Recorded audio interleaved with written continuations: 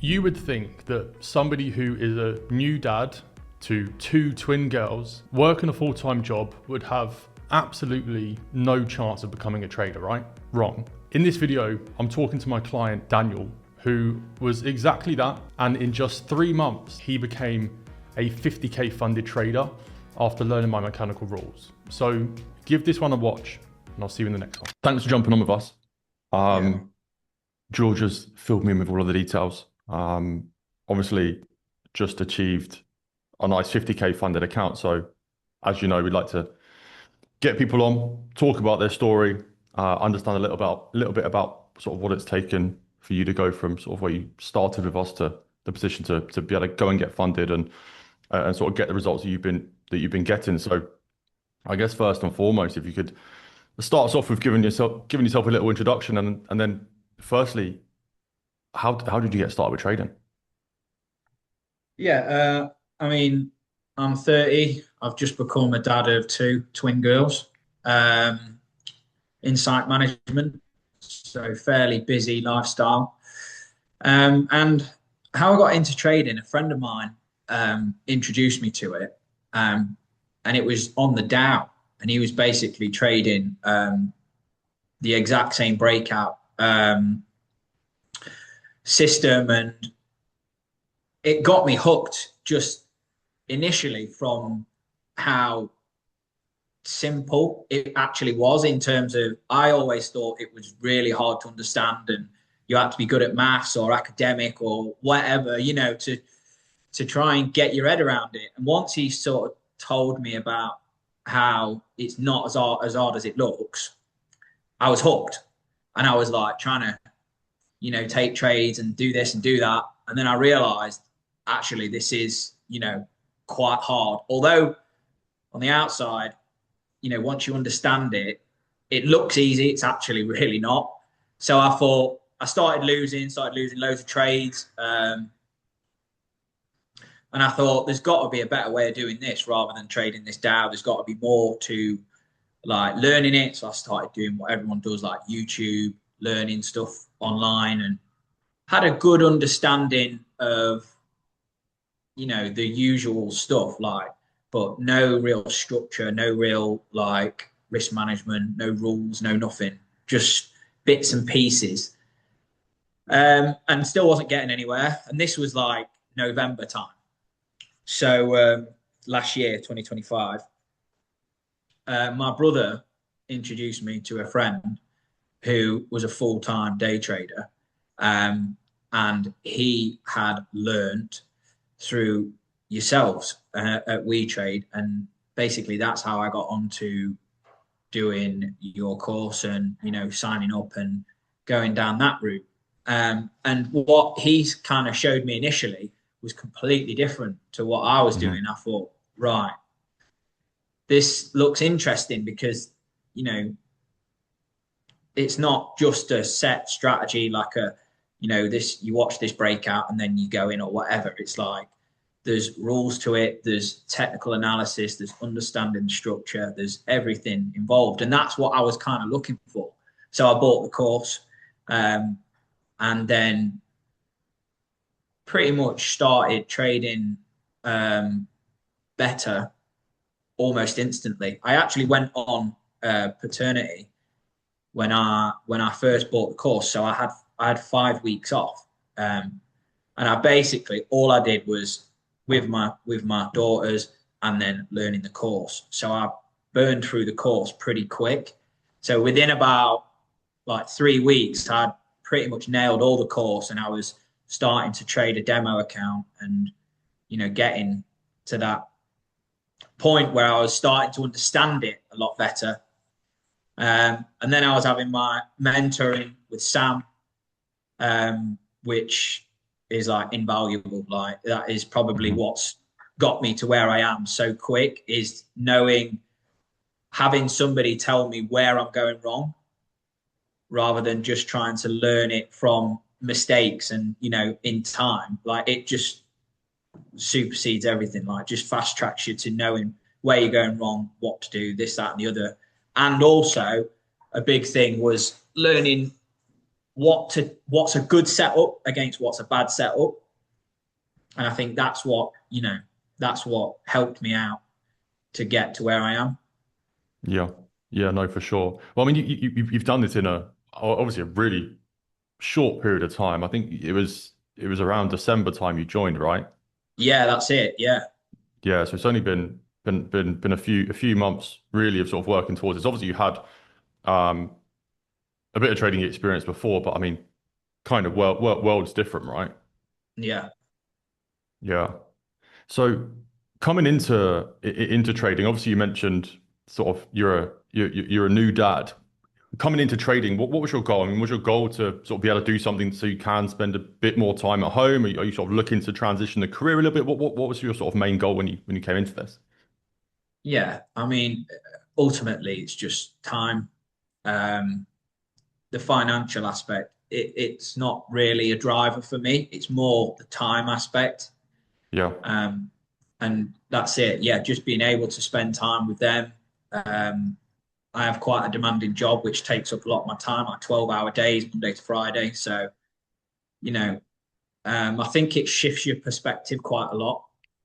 Um, and seeing, the scalability of trading, like you can get to earning, a good few thousand a month, like get a couple of challenges passed. And, as long as you keep your risk management there and you don't do anything silly, you could easily earn a crust off it, which is also, that gives you that freedom, gives you that time.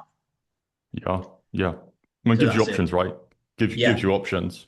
I think that's a big thing. I mean, we're obviously big believers in the prop firm space. I think it's opened up so many doors to so many people. I mean, I mean, many moons ago when I started, prop firms weren't really a thing. So like your only option then was to put some money up yourself. And I mean, it's not very often that somebody's got 50,000, 100,000 just go and lump into a trading account, especially when they're not sort of a few months into their trading journey. So do you think that Exactly. like the whole funding side of things also sort of made things make a bit more sense for you sort of getting into trading?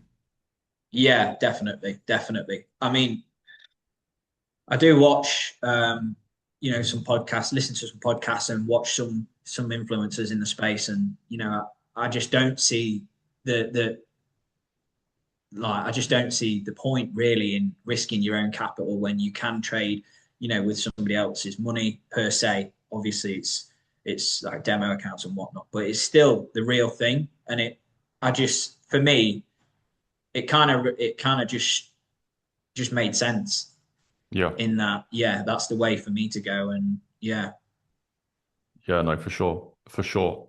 So one thing I do want to touch on, because obviously you had your paternity and that's sort of when you spent a lot of time being able to learn and stuff like that. How are you managing trading now? Again, I'm assuming you're back to work now. How are you sort of yeah. managing your trading around what you're doing at the moment? So I mean, my day is pretty hectic, to be fair. I get up at 5 a.m. every day. Um, I'll depending if the girls need a feed, I'll get up and I'll feed one of the girls. Then I'll get changed, get ready, do my teeth, everything like that. By about 5:30, I'm usually ready. The girls have been fed, and I can sit down on the charts for about 15 to 20 minutes before I have to leave at 6. So it takes me an hour to get to work. So I'm like 6 till 7, I'm driving. So I do my analysis sort of before 6. So I'll do like 15 to 20 minutes analysis. Obviously, a lot happens in 6 till 7, or can do. So when I usually get to work at 7 o'clock, I'll go on the community. I'll look at what you've sort of put on your daily analysis, check the fundamentals, and see if it's lining up with what I've already sort of set out. Which puts me in the confidence that I'm doing the right thing. So from then, I'll set alerts, and basically, I just don't look at my phone until my phone dings, and Hmm. then when it goes off, I'll look, I'll assess what's going on, the entry criteria and how it's looking, and from there, whether I take the trade or not, whether it looks like probable setup, or it meets my rules, or this, that, and the other. That's then when I do it all off my phone. So it's I've got to be like quite quick to work out my position size and things like that. So sometimes I do miss trades. Like I've Hmm. missed probably more than I'd like to admit through faffing about trying to get. I've got it down to a science now. Like I can, do it pretty quick, but it is what it is, and that's kind of how I've got to do it. So yeah, it's like I say, I'm not taking every trade, and I am missing quite a lot of winners, but it is what it is. Yeah, something's better than nothing, right? I mean, you've put the Exactly. time in to learn the skill. So, I mean, okay, I have to trade on my phone. It's not ideal, but I need to get it done. I'm gonna miss some trades. It's not ideal, but I'm getting something done, and you gotta keep chipping away at it. Yeah, yeah, So, going back to the sort of strategies and our training, somebody coming into this and it being a completely different way of trading, how did you find picking up our training, our analysis, our approach? How have you found that? yeah. It was really easy to digest for me. I found it really understandable. Got on with it straight away. Um, the market structure stuff is like invaluable. Like it's really good. And the course in itself is really good. And everything that adds to that is just another string to the bow, really. Like the mentoring, the daily analysis, everything, the community, people sharing trades, sharing wins, sharing losses, trade case studies, things like that.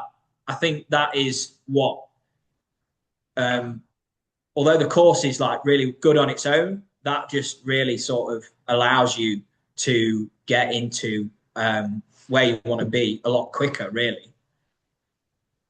Yeah, yeah, no, definitely. I think I'm a big believer in, okay, information is one thing, but it's about being able to see things in different perspectives and really drilling in that information, because it's not until that information is like really drilled into your mind that you can then actually execute on it and Yeah, start to get results with it. I mean, there's a lot of people that know what they're talking about, but then it's very difficult for them to translate it and put it into practice and actually start seeing the results. So I think having all of these different things where it's like, okay, I'm thinking of things in different ways and I'm constantly on top of it. That just sort of helps you build that muscle memory, I think. yeah, definitely. Now, obviously you've just got your 50K funded account passed.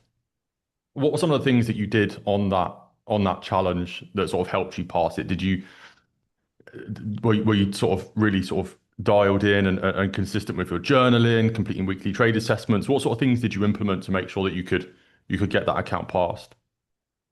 Yeah, so journaling for me, I found it easier. I do a week journal, so Hmm. I don't really have the time to sit down and do, journal every trade. So I basically do it from a weekly basis. So I'll sit down on a Saturday, I'll get up on a Saturday morning and I'll go through my week, how many trades I took, how many were winners, how many were losers, and basically write down like a summary of how the week went, what trades I didn't like, what trades I did like, and why.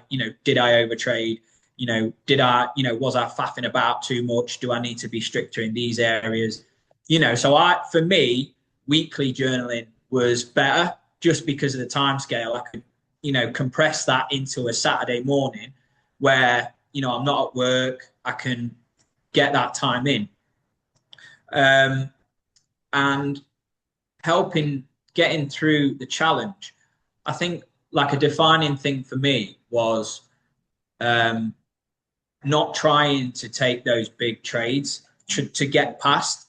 Like 3R is obviously that's great to hit, and that's what we want to be striving for, really. But sometimes I think through just taking two and trying to get in and out just to get wins on the card rather than break evens. Because although break evens, like it's break even.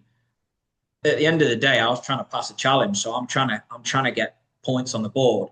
So Yeah. I was taking, sometimes even 1.5. I was taking twos, and then every now and then I'd take a three, and and it was like but I was, yeah, I would say I was winning a lot more rather than break even because I wasn't because of the like the way the market moves. Obviously, it does come down and break even quite regular. Because I like a 2 pip stop loss. I don't like a one.